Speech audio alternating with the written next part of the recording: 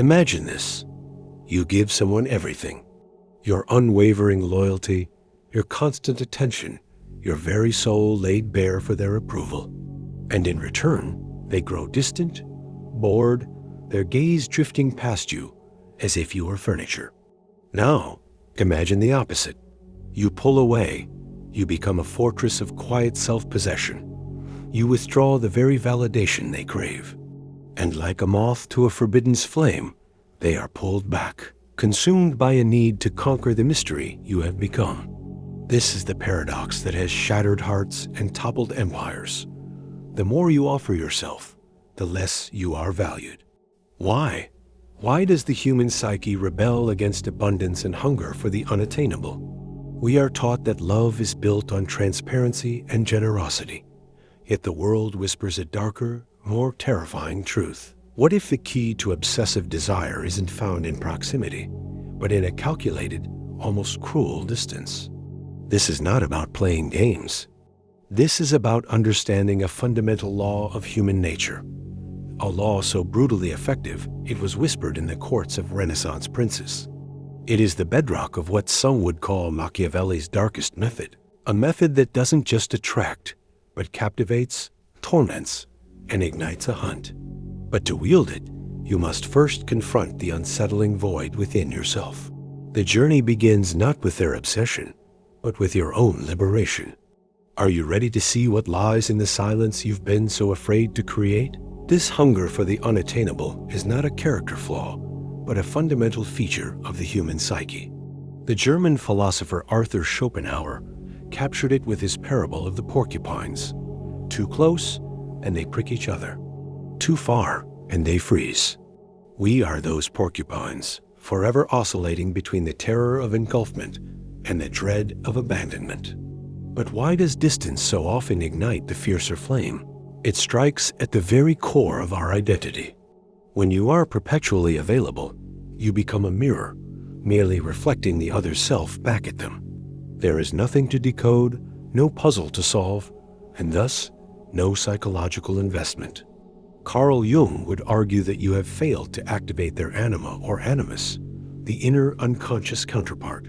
You have not become a symbol of the unknown, which is the very source of fascination. You are a known quantity. Your consistency, while comforting, fails to provide the tension necessary for eros, the life force, to thrive. This is the tyranny of the predictable. The other person's consciousness, no longer challenged or intrigued by your depths, simply moves on, seeking a new territory to map. Your generosity becomes a cage, not of your making, but of their perception. You have handed them the entire map, and in doing so, you rob them of the thrill of the exploration. The real trap was never their indifference, but your own complicity in making yourself easy to leave. But what is the true, hidden cost of this dynamic? Not just for the relationship, but for your very soul. If these hidden psychological forces fascinate you, subscribe now. We are just beginning to unravel the mechanisms of desire, and the deepest revelations are yet to come. I don't want you to miss the key that unlocks this entire system. The consequence of this dynamic is a silent spiritual erosion. You begin to edit yourself, sanding down your rough edges and mysterious depths to become a more palatable, predictable source of comfort. You are no longer a person. You become a function, a reliable fixture in their emotional landscape, as expected and unremarkable as the sunrise. This conditioning runs deep, tapping into a cognitive bias known as the mere exposure effect, where familiarity breeds not contempt, but a profound neural apathy. Your presence no longer registers as a significant event in their brain. It is background noise. This is how you become a ghost in your own life, haunting the periphery of someone else's attention, your substance fading with every act of unreciprocated generosity. The societal machinery reinforces this. We are taught that self-sacrifice is noble, that availability is kindness. But this is a perversion of virtue, a trap that systematically dismantles your power and mystique. The ultimate cost is the annihilation of your authentic self, replaced by a hollowed-out effigy designed for consumption. You lose your capacity for genuine connection, because you have forgotten how to stand as a separate, self-possessed individual. The relationship, built on this uneven footing, becomes a silent theater where you are both the devoted actor and the only audience member, performing for a gaze that has long since turned away. But if this is the trap, what is the key? Is it even possible to reclaim the self you have so willingly surrendered? The rebellion begins not with a grand gesture toward them, but with a quiet tectonic shift within you. It is a reclamation of your own sovereignty. The solution is not to play coy, but to become genuinely, unapologetically engrossed in your own existence. This is the counterintuitive heart of the method. You must make your own life the primary object of your obsession. Withdraw the constant validation you once offered not as a punishment, but as a natural consequence of your own burgeoning purpose. This is what Nietzsche called will to power, not over others, but over oneself. It is the disciplined pursuit of your own potential, your art, your mission. You cease to be a satellite orbiting their world and become a gravitational center in your own right. This is not manipulation, it is metamorphosis. You are replacing the hollow script of neediness with the authentic language of self-possession. When you are guided by an internal compass, your presence becomes unpredictable in the most captivating way.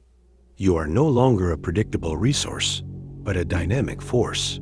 History's most magnetic figures, from Cleopatra to Casanova, understood this. Their allure was a byproduct of their own intense engagement with life, not a desperate search for it in another. You must build a citadel of self so compelling that its very gates become an invitation few earn. But this act of rebellion raises a final, terrifying question. What is the ultimate truth that lies at the center of that citadel?